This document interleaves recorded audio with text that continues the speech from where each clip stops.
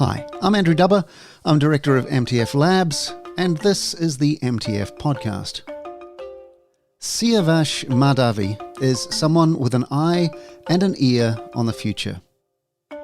As the forward-looking CEO of AI music, he's teaching the robots how to sing, or at least the algorithms how to come up with mass-produced production library music in myriad automated variations.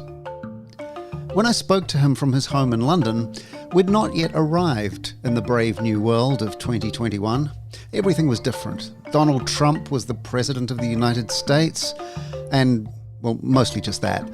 Otherwise, climate crisis, pandemic, tech giant monopolies, endless Zoom calls, and musicians and composers who feel that the job of coming up with tunes and playing them to people, which had historically been their primary domain, should rightly be left to them.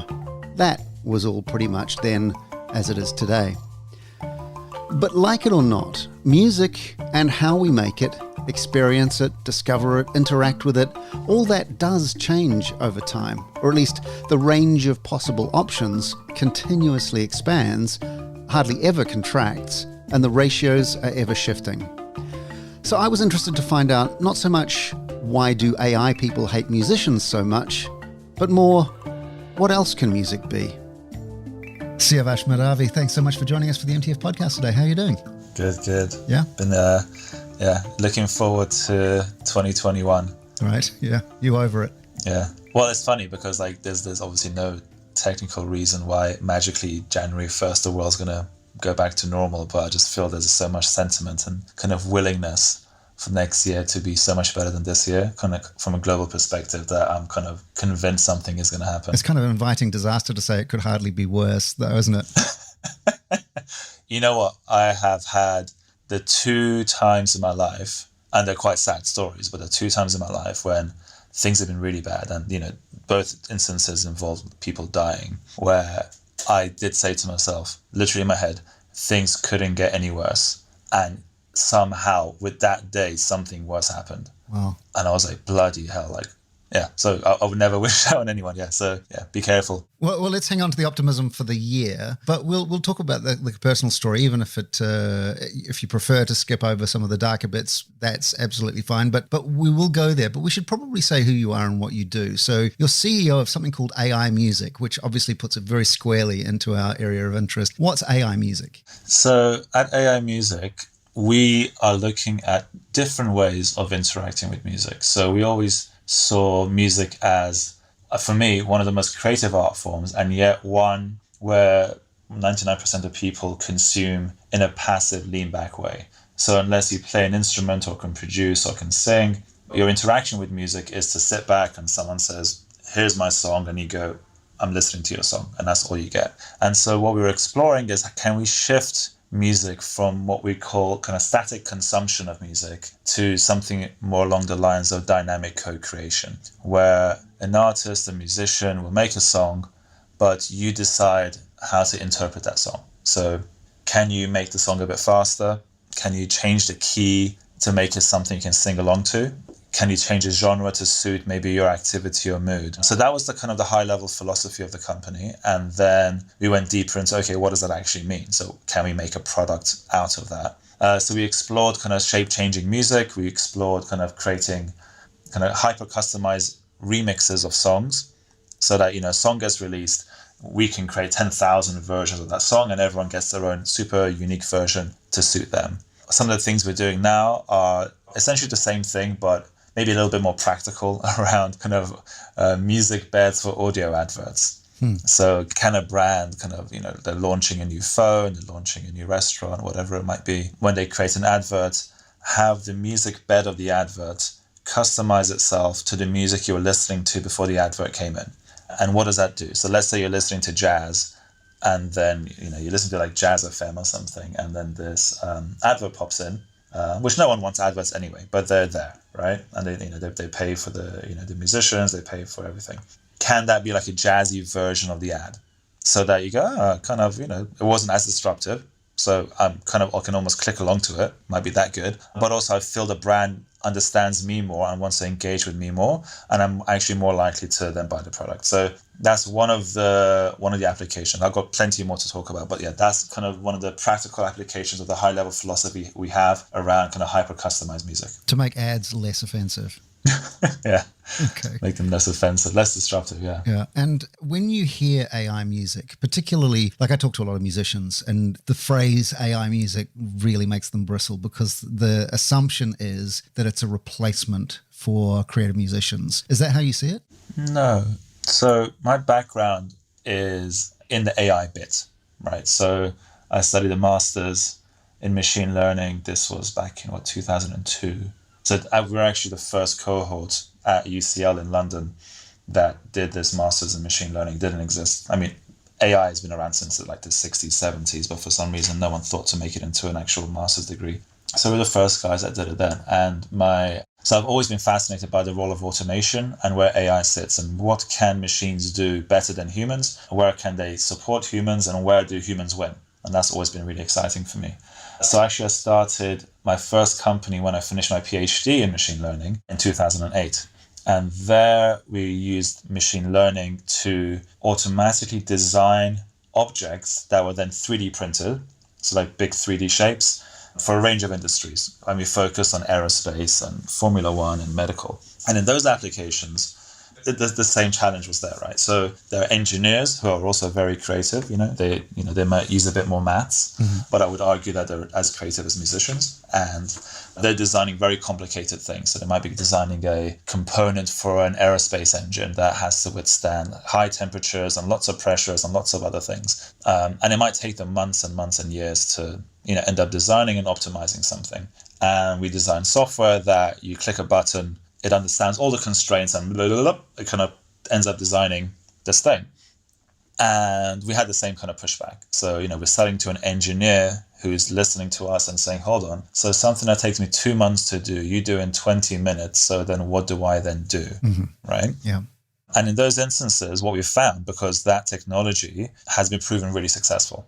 So if you look at kind of any new kind of designs within kind of aerospace or Formula One, they're a bit more organic looking, they're bio-inspired, and they're using the algorithms that we designed at the time. And what's happening is that people are simply designing more things, they're focusing on other aspects of the car or the components, and focusing on driving these tools using high level kind of abstractions, using high level kind of control. And the outcome is better, and the engineer gets to focus more on what he or she is interested in doing. So kind of moving back onto music, what we're looking at doing is creating tools that for musicians, so for professional musicians, continue to firstly lower the barriers of entry for the ones that need it. So if you don't have access to a studio, we have some tools that allow you to sing straight into the microphone of your mobile phone, and we use some clever kind of machine learning to augment that signal and make it sound better, so make it sound a little bit more like you were singing in the studio.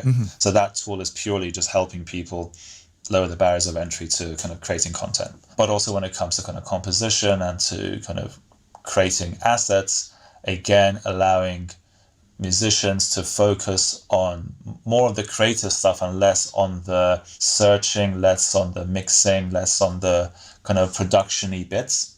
Now, I have had pushback. I have had sound engineers say, we love sound engineering, we love those little micro tweaks, right? Yeah. But I would argue that we're not really replacing those jobs. I mean, so we have a tool that can automatically kind of mix and master a track, right? So just to kind of tell you what that means. So if you have a song and you have a guitar playing and a piano and drums and someone singing, those different signals go into a digital audio workstation, and what you want to do is get the levels and the way in which these things kind of pan to sound good. If you just throw it... Right, you're talking about actually taking in a multi-track and getting a balance between those instruments as well. I mean, I've heard of AI mastering. I've not heard of AI mixing. Is that what we're actually talking about, is doing a mix? Yeah, luckily our head of research did a PhD on automatic mixing. So yeah, we have that expertise in-house. We are using that internally because when we create content, and our content is in the millions of songs, we can't do that one at a time. So it has to be done at scale. Sure. So we're doing it not just because it's interesting kind of, from an academic perspective, but because there is no other way of doing it.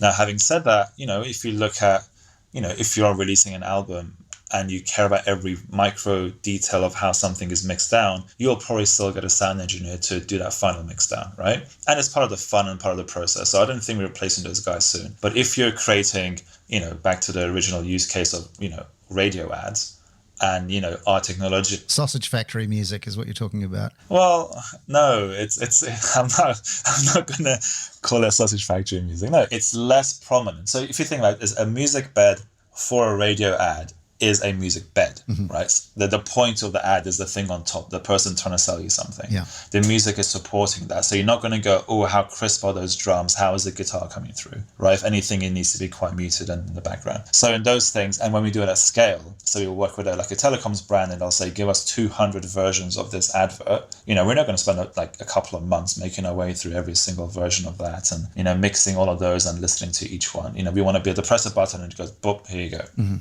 Right, so we have a very specific reason why those things happen. If you did want to, launch an album and you have the budget for it and you really care about every single thing, then you'll probably sit with the sound engineer for weeks and weeks and tweak every little note because actually that's part of the art. And you'll still go ahead and do that. Right. So let me check that I understand this. The telecommunications company is coming to you and saying, I want music that does X, Y, and Z. Can you give me, 1,000 different varieties of that? They're not using a tool that you've created, pressing a button and it churning out the music that according to certain parameters that they've put in. No, it is the second one. So yeah, they come to us, but they come to us through our software. Oh, I see. Yeah. Okay. So basically they push the button, turn the handle, out comes some music. Yeah. They're not calling us. So what you do is you say, as a brand, I want to I have 3 target markets. I have like gamers. I have, people that are into sports and kind of, I don't know, people above a certain age. And for some reason, these are the people I want to sell to in these different geographies. And what you can then do is target them, which already exists. So we're not managing how to target customers, but we then can profile the music they listen to. So let's say, a gamer in London happens to be listening to hip hop. Another gamer, in Sweden is listening to trance. We're not assuming profiles and musical tastes, right? We can then create 50 or 100 versions of the music, and then we partner up with people to do the targeting. And so when you're listening to the hip hop version and you're the gamer, the ad will come in and it'll kind of deliver the ad especially to you. And we've shown some really good results. So increase in engagement measured through by someone clicking on an ad and going, ooh, I actually want to buy this product, is 2.5 times more than if you didn't do the hyper customized music. Wow. So what we're really showing is the music really does make people feel... What's the control for that? Is it no music or just generic music? The control would be the same track, like let's say a generic pop track. Yeah. Everyone gets, so imagine 50% of the audience get this one generic pop track. Another 50% get one of, however many versions, right? The customized versions. Yeah. And the data, like we've run this about 75 million times. So this isn't just like 100 people's short survey. We've done this for, this one survey we did, this media study was, I think 75 million people for over 6 months. And we ran these A/B tests to really prove out that there is clearly an increase in engagement when you do this. Interesting.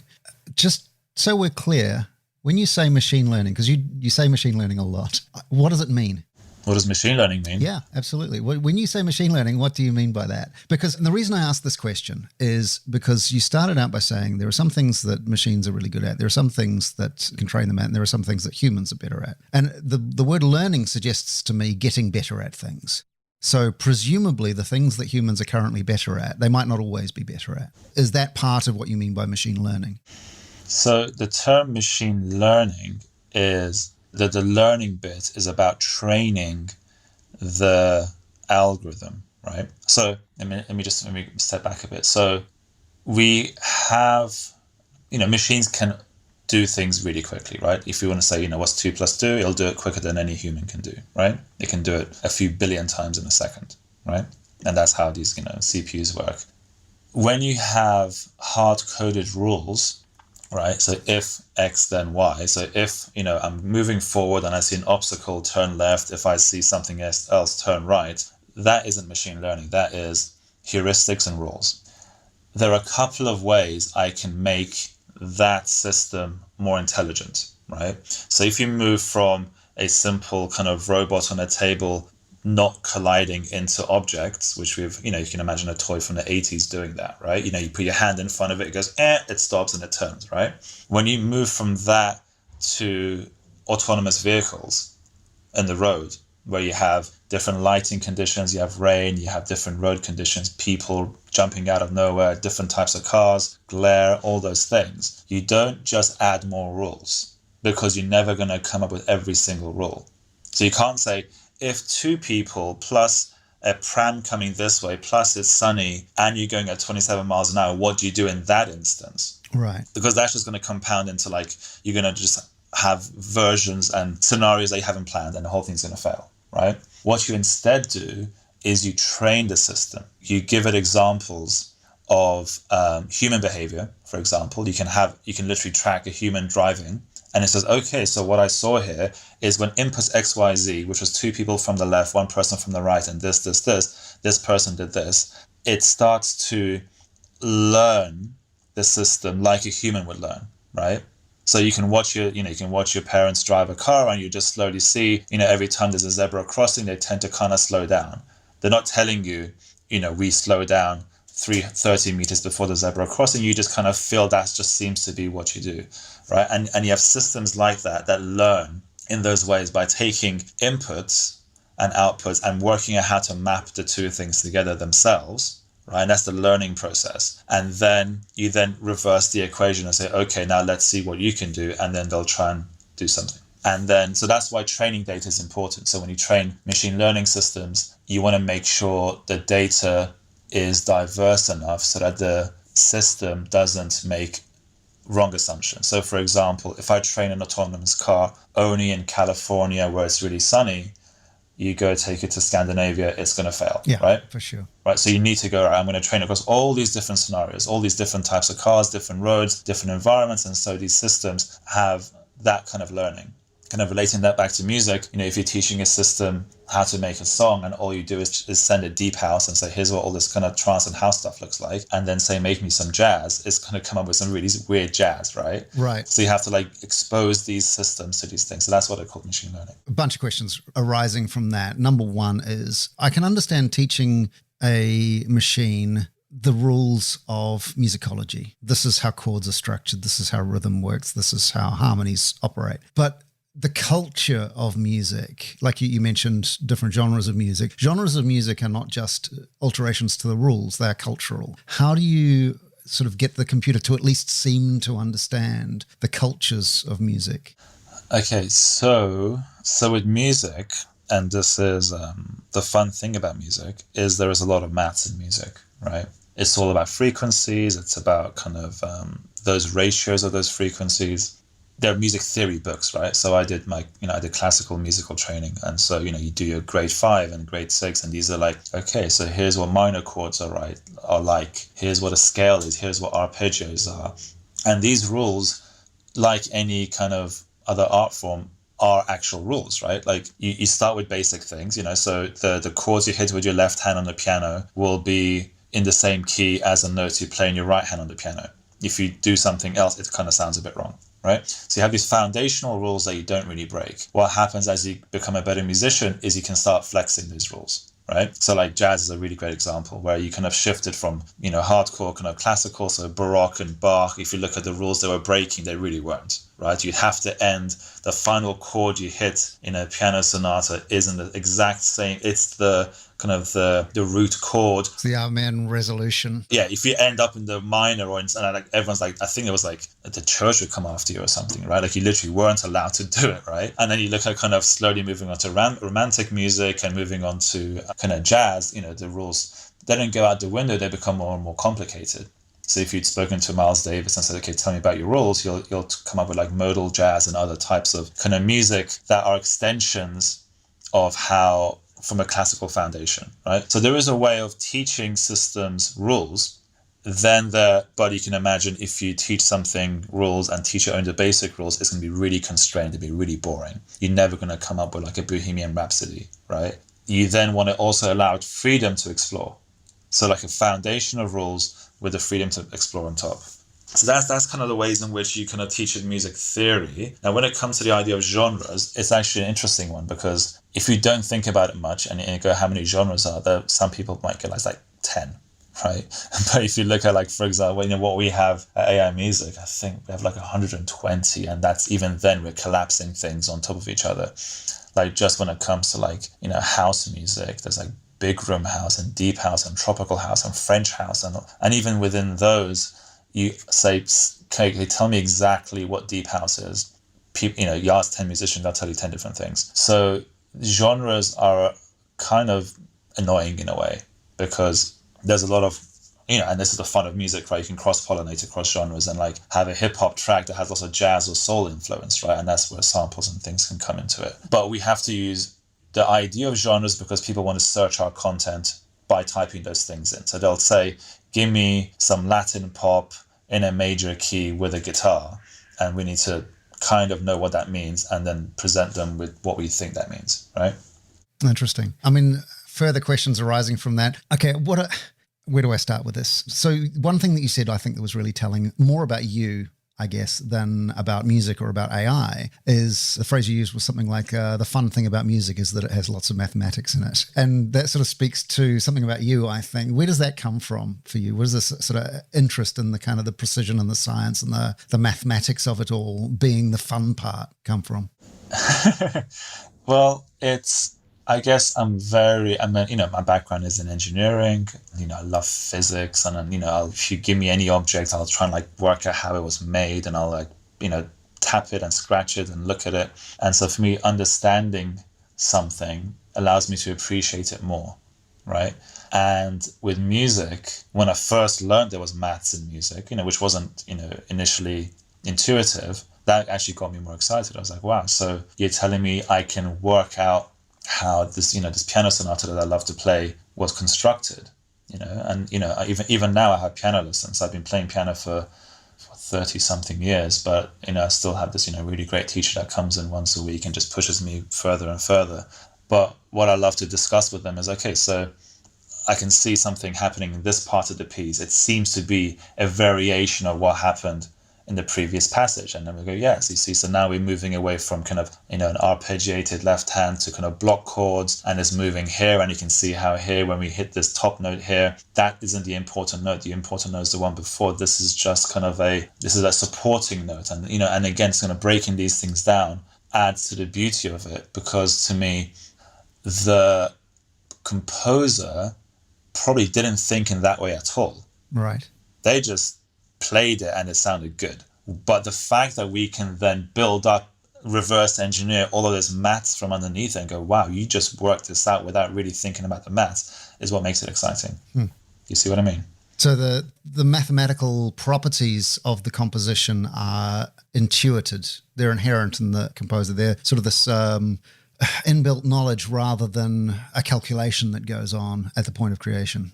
Yeah, exactly. I mean, the more as humans we've learned about music and have kind of evolved composing, more and more rules and things come in, right? So people will go, oh, that was the wrong note, right? Someone will compose something and hit this chord, and we might go, ugh, yeah, right? What the hell was that? But that's their composition, right? They can be like, I want that note, and someone will say, no, it's in the wrong key. That note here should be here, right? And they'll say, well, no, I want to do this, right? So we have this idea of rules, even though a non-trained musician will still kind of squirm when they hear the wrong note. They won't know why, but they'll say it sounds wrong. Sure. Right? So, yes, I think you can build up on rules, but what's amazing is when you just compose without really thinking about the rules, if you see what I mean. Sure. And I guess that what you're trying to do is give that sort of inherent, intuited idea of how you put those rules together. You want to be able to teach a machine to be able to do that. Yeah. So there are a couple of things, right? So in the beginning, we had more hard-coded rules in our system because we initially don't care about creating a new masterpiece. We want to make music that people understand. Right, so if I make a Latin pop track or some reggae, I want people to immediately go, yeah, that pretty much sounds like reggae. I'm not breaking the rules of reggae and coming up with some whole new contemporary type of reggae for, to kind of, push that genre forward. That's not the point of what we do. Mm-hmm. So in that case, we can fit to the rules of the certain instruments and sounds and timbres and song structures that we know exist. Over time, we start removing the rules and see what the system does, and it can start exploring a bit more. So we're kind of at that stage now where we're able to, as an example, cross-pollinate genres. Mm-hmm. Right, so we can take sounds of kind of classical music and apply them on Latin pop and see what it sounds like. Right, and it often kind of comes up with some really interesting results. For sure. So we're kind of looking at that, and then we go, okay, so if we do that, if we create a system that has less rules, we are more likely to create things that people don't like, because something might clash. And if I'm creating, a million songs at a time, how do I even manage that quality control? So what do we then do? How do we filter? So, for example, like how do we expand beyond the rules and then prune back the bits that don't make sense but still leave these gems? Right. Instead of just constraining ourselves to just the rules. So that's the kind of place we are right now. Right.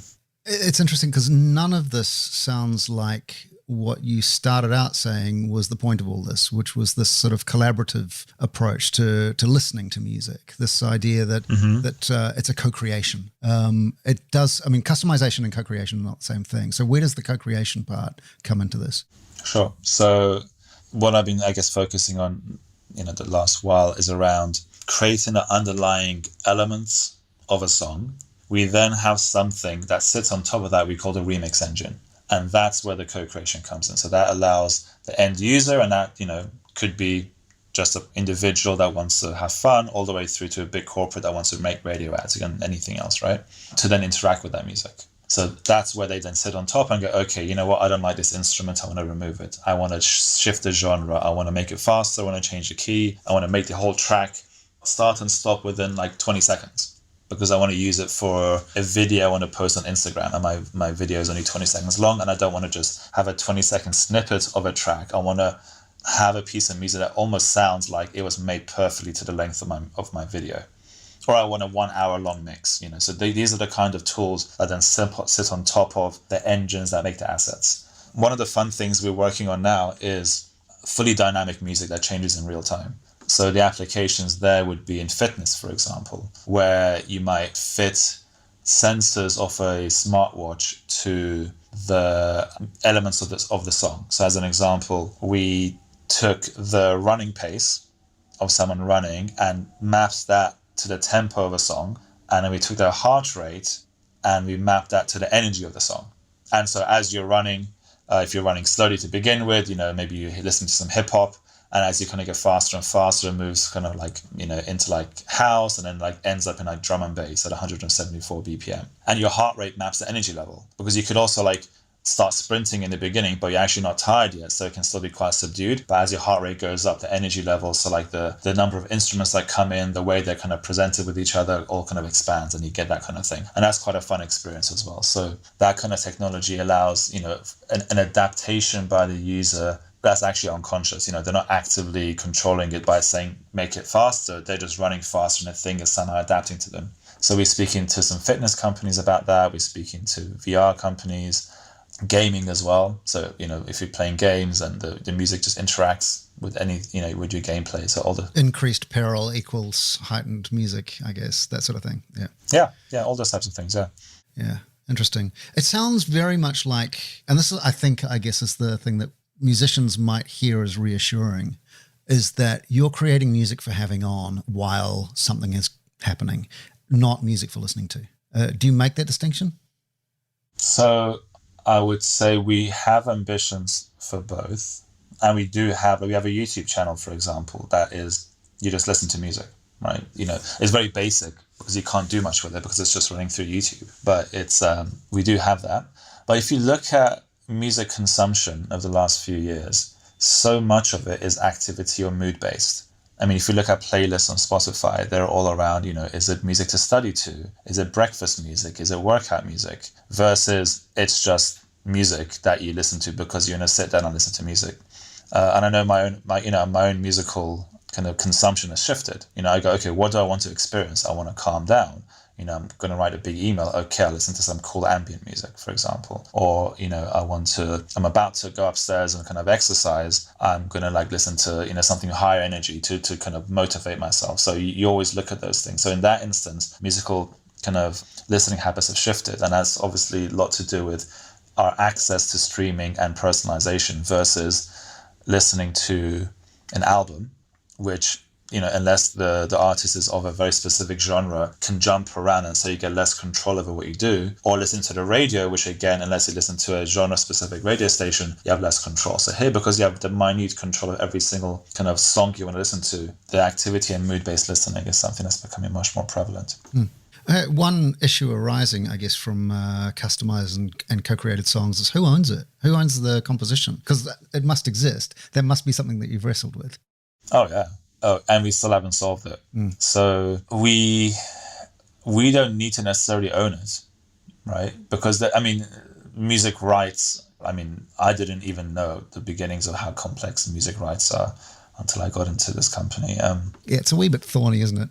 Yeah, there's publishing rights, and there's the recorded rights, then there's the mechanical rights, and then there's different composition, and they'll have different splits, and then you then assign your rights to different kind of people across different countries who will then manage the collections for you for different, and it's insane, right? And actually what we do is we simplify that from our perspective, which is if you want our music, we own every single bit of our music, so just take it and go nuts. We don't care what you do with it. So that is itself something if you just want to take our music to use. If you then want to add something to it, again, depending on the use case, you can just go ahead and take it. We, again, don't care, because that's one of the beauty of having access to our content. There's no temptation if, let's say, Nicki Minaj uses one of your tracks as a backing, has a worldwide smash hit with it, makes $1 million, you're not coming knocking on the door?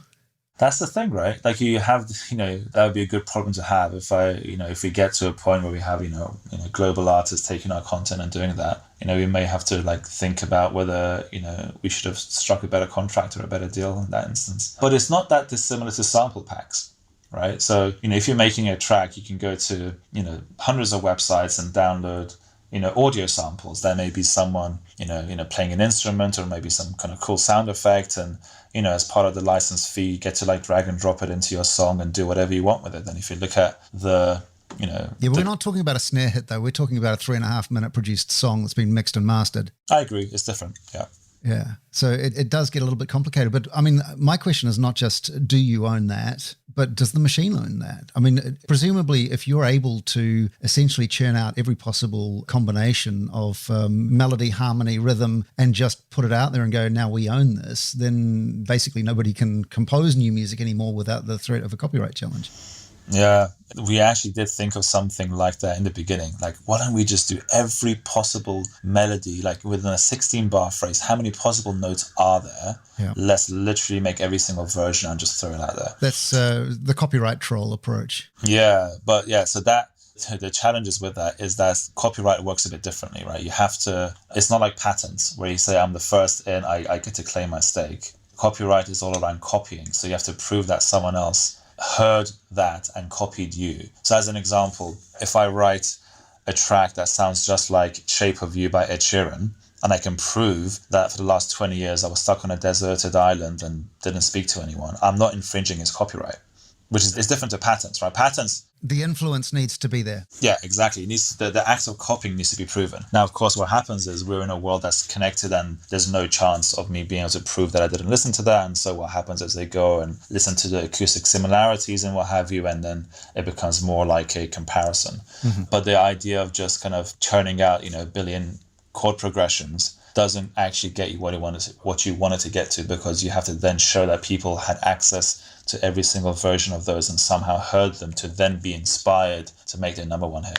Right. Okay. Well, that makes sense. It does raise the issue. And you talked about autonomous vehicles before. And of course, when you talk about autonomous vehicles, the next step is to talk about the trolley problem and AI and ethics and those sorts of things. What are the ethical considerations for AI music? Ethical, the topic of displacing artists is probably, which I guess we've covered, is top of mind. So I think I can't really think of much more around that. And then the other thing would be about not making caricatures of genres that we're not experts in. Right. So you mean cultural appropriation kind of? Kind of, yeah. So let's say they go, okay, a customer of ours says, hey, go make some reggaeton, right? And let's say none of us, we've heard it, but we're not experts in what it does. And then we come up with like a really generic kind of cartoon version of reggaeton. Yeah. I guess, you could argue like, are you taking the piss? Like that's not reggaeton. But yeah, I guess, that would also be in line with, the customer then not wanting that track. So yeah, I guess maybe from ethical perspective, that could be another thing as well. Mm. And I guess given the nature of what you do, you would fall under the category of startup. So you're in the London startup ecosystem. Presumably you have investors who are sort of breathing down your neck, wanting particular results from things. What's the trajectory for a company like yours? So I really love what I do. Like I've managed to create like the perfect job. So it's a great mixture of like super geeky, techie, like algorithms and using my own expertise, and then spending the rest of the day talking about music and making music. And the rest of the team as well, like everyone in our company, and we're just under 20 people, so we're small. A good half of us are kind of either amateur musicians, or we even have things on Spotify and tour. And so I don't really want to like exit or sell, which is a typical trajectory for a startup is like a big company comes in and says, that's great, we'll take everything. I'm not saying that won't happen, you never, you don't know what the future holds, but, I think I love to continue doing what we're doing. And, I guess as you kind of pointed out, start to expand beyond, some of the very practical, slightly boring kind of radio advert music sound beds, which is, it has to, pays the bills, and, you have to kind of make sure you're a functional company, and move to more explorative, I want every person on the planet to be able to like swipe left and right on a smartphone and create, real-time shape-changing music, and be able to slowly move to kind of towards that place, but, maintaining a sustainable company. Mm. Is there any thought about training AIs to compose in the manner of a particular composer? So, for instance, let's say you want something a bit Radioheady. Can you actually program a Tom York way of thinking about music creation? Yeah, you definitely can. We actually, do you know about the guy who hacked into Radiohead's servers and took all their stems? I did hear something about that, but I didn't know that he used it as an AI modeling. No, he didn't. No, he just took it and held them for ransom and said, I'm going to release these unless you give us how much. And Radiohead said they just released it. So what we actually did, those are just available on their website. We took a few of those, and we have actually taken some Tom York vocals and mixed them into some Latin pop. It sounds hilarious. But yeah, you definitely can. You can take elements from tracks if you get access to them, and just like literally mix the two things up and see what happens, which is, I guess, more basic, but it's the way in which we do it and find a chord progression on a piano that perfectly hits the melody that he happens to sing. Those are some of the clever bits. But yeah, you can then move to the level you're describing, which is you take someone's entire back catalogue and look at kind of, what would they have written next, and train, again, the machine learning models on, what kind of instruments did they use? What kind of, chord progressions and melodies, did they really come up with, and be able to come up with the next one. Sure. So in the absence of a new Radiohead album, create me a new Radiohead album is basically the call. And we're working towards that, is what you're saying. The business case for that is smaller, right? So we'd have to, you literally have to have like a label come to us and say, look, we own all of, the Prince back catalogue. We want to make more money from this. Can we write 3 more albums? And somehow there's your ethics issue right there. Right, I know. And then, obviously no one can sign off on that. And I'm sure his fans would be kind of horrified that there's all this new content coming out that he definitely didn't actually make. Mm-hmm. I guess there's some ethical issues around that as well, yeah. Yeah, interesting. I'm kind of curious, just to sort of round off, what sort of kid were you? Were these elements always there, or the people you went to school with would look at you now and go, yeah, obviously that's where he was going to end up? Or is this sort of, because you started your story studying engineering, and it feels like there's something that led up to that. No, music has always been part of my life. As a family, and my grandmom used to play the violin. My dad plays an instrument called the santur. It's an Iranian instrument. My mum used to sing, and the house would be always filled with music, and I've been playing piano since I was 8. So we've always been really into music, playing it non-stop and kind of exploring, really wide range of genres, from kind of classical Iranian music through to kind of, rock and hip hop and that kind of stuff. And actually, when I was looking to do my PhD, so even though I studied engineering, there was the option back in kind of the early 2000s to look at music then. So I had this kind of thought of applying AI to music back then. I'm really lucky I didn't do it because none of the tech existed to be able to do it. Like we would have been decades ahead of the ability to actually kind of get to what we can do now. So no, it's always been part of what I've been fascinated about. That's why I'm saying I'm really lucky to be able to do what I'm doing. Yeah, it strikes me that your story almost points out that there's no such thing as too much music, that you can be somebody who's really into creating music and making music and want to put that out into the world, while also your day job is creating millions and millions of tracks for commercial purposes without that actually being, an internal conflict of any kind. I think that's really interesting. No, definitely.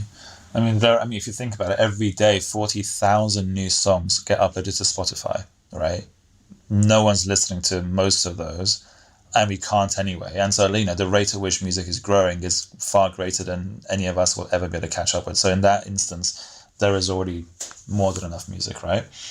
I think new genres is really interesting. I would love to get to a point where I can officially say we've invented our own new genre that people enjoy, and we can maybe name it. That'd be quite fun. But yeah, I think the process of making music is never going to change. People are going to always want to sit there with their friends and strum a guitar and sing along and come up with new things. And live music, which is obviously, didn't really happen in 2020, is something I'm really looking forward to in the future.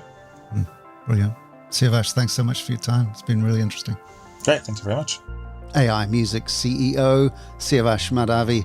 And that's the MTF podcast from here at MTF Labs. I'm Dubber. You can find me at Dubber on Twitter. MTF Labs is MTF Labs on basically everything, and that is where you'll find us. Thanks to Sergio Castillo for the additional technical production, Lance Conrad and Airtone for the music, Run Dreamer for the MTF audio logo, and you for listening. Hope you're well and staying safe. Wear a mask, wash your hands, all that stuff, and I'll catch you back here next week. Talk soon. Cheers.